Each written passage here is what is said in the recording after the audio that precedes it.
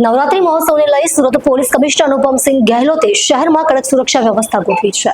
શહેરમાં મોટી સંખ્યામાં લોકોની અવરજવરને ધ્યાનમાં રાખી પોલીસ દળનો ચુસ્ત બંદોબસ્ત ગોઠવી દેવામાં આવ્યો છે, જેમાં 10,000થી વધુ પોલીસ જવાનો તૈનાત કરવામાં આવ્યા છે। શહેરમાં નવરાત્રીને લઈને પોલીસ કમિશનરે નવરાત્રી આયોજક, પાલિકા, ફાયર વિભાગ સહિતના અધિકારીઓ સાથે બેઠક યોજી હતી। વધુમાં પોલીસ કમિશનરે કહ્યું કે શહેરના વિવિધ વિસ્તારોમાં વોચ ટાવર અને સીસીટીવી કેમેરા લગાવવામાં આવ્યા છે। એક કંટ્રોલ રૂમ સ્થાપિત કરવામાં આવ્યો છે, જેથી કોઈ પણ સ્થળે ભીડ જમા થાય તો તાત્કાલિક પોલીસ પહોંચી શકે અને મહિલાઓની સુરક્ષા માટે ખાસ ટીમ પરંપરાગત પોશાકમાં તહેનાત રહેશે।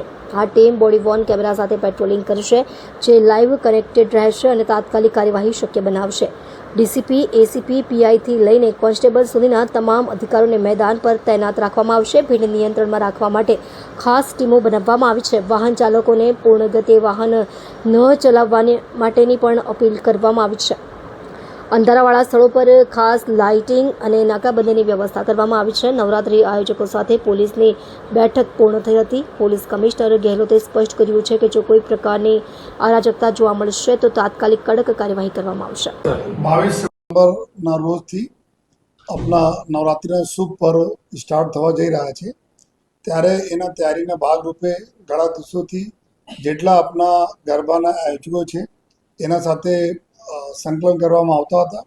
આજે એક તમામ અધિકારીઓના મિટિંગ, તમામ જો ગરબા સંચાલકોની મિટિંગ, એસએમસીના અધિકારીઓની મિટિંગ, ઇલેક્ટ્રિક ડિપાર્ટમેન્ટ, આરએનબી બધા અધિકારીઓ સાથે એક જો કમ્બાઇન્ડ સંકલન મિટિંગ રાખવામાં આવી હતી। આમાં મુખ્ય પર્પસ એવું છે કે જ્યારે મોટા ગરબા અહીંયા થાય છે, જેની સંખ્યા જો કોમર્શિયલ ગરબા તરીકે એના ઓળખીએ છીએ, જેના હજારોની સંખ્યામાં લોકો રહે છે, લગભગ 15 જેટલા ગરબા આપણા કોમર્શિયલ ગરબા થાય છે। અને આ સિવાય બીજા ટોટલ શહેરમાં જો શેરી ગરબાઓ છે, આપણા અલગ અલગ જગ્યા શેરી હોય કે સોસાયટીમાં હોય, જ્યાં હજારોની સંખ્યામાં લોકો રહેતા હોય, એવા કુલ મળીને લગભગ જો 900 જેટલા બીજા ગરબાના આયોજન સુરત શહેરમાં થાય છે। અને જો કોમર્શિયલ સિવાય પણ ઘણા બધા ગરબા છે જે મોટી સંખ્યામાં લોકો ભેગા થાય છે, લેકિન આ બિના ટિકટના હોય છે।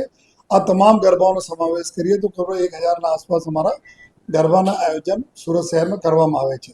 તો આજે જો સંકલનના મિટિંગ થઈ, એમાં સમયસર પબ્લિકના સુરક્ષાના ધ્યાનમાં રાખતા અને સાથોસાથ ગરબામાં મા આદિશક્તિના આરાધના વખતે જો ભાગરૂપે જો ગરબાના આયોજન થાય છે, આમાં અમારા જો સુરતવાસીઓને કોઈ પણ પ્રકારના કોઈ તકલીફો નહીં પડે, એના ખૂબ કેવી રીતે સહાયતા સાથે આ લોકોને અવર જવર થાય, ગરબાના જગ્યા ઉપર ઢોમના અંદર ત્યાં પણ કોઈ પણ પ્રકારના અનિચ્છનીય બનાવ ન બને, આ તમામ પ્રકારના સંકલનના આજે ચર્ચા કરવામાં આવી અને આયોજકોને સૂચના આપવામાં આવી। જો ફાયર ડિપાર્ટમેન્ટના અધિકારીઓ અહીંયા હાજર હતા, ઇલેક્ટ્રિકલના હાજર હતા અને જો આરએનબીના, સ્ટ્રક્ચરના, મિકેનિકલના આ લોકોને સમજ પાડી કે શું આપણા તકેદારી રાખવાની જરૂરત છે। ટ્રાફિકના અમારા જો ટીમ છે, ટ્રાફિકના અધિકારીઓ પણ જો બી ટ્રાફિકના પ્રશ્નો હતા એના બી ચર્ચા કરી। આ પૂરા અમારા નવરાત્રિના જો ગરબાના અને દશેરા એના પૂરા તહેવાર ખૂબ સારી રીતે થાય, એના માટે પૂરા શહેરમાં અમે લોકોના લગભગ જો 10,000 જેટલા પોલીસ, હોમગાર્ડ, ટીઆરપીના જવાનો ખડે પગે રહેશે। અમારી નાઇટમાં પૂરી અલગ સ્કીમ અમે લોકો બનાવવામાં આવી છે।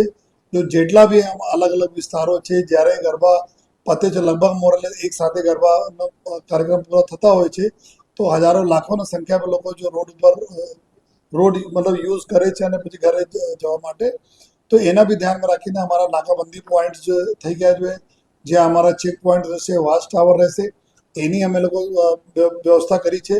અને